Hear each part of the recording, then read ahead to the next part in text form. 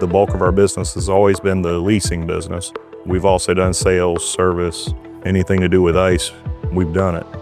The true ice machines have been fantastic so far. They've been incredibly durable and reliable, top-notch.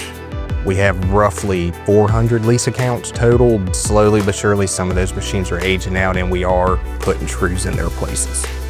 Frosty Frog gets a bar. He kind of has two sides, the typical everyday bar. On the other side, frozen daiquiris. We kind of did a side-by-side comparison with the other manufacturer we had in there and the true. We had to work on the other manufacturer probably 2 or 3 times before we even touched the true.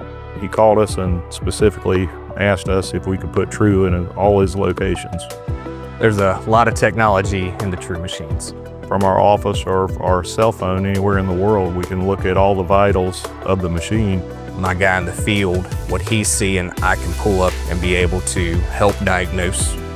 The display shows every aspect of what the machine is doing, which helps us from a service standpoint. It's just a quicker diagnostic. They're easy to work on, very simple. Overall, just standing up to the true name with being reliable and dependable. It's a true. They've been good with refrigeration. Now that they come into the ice world, it's good to see.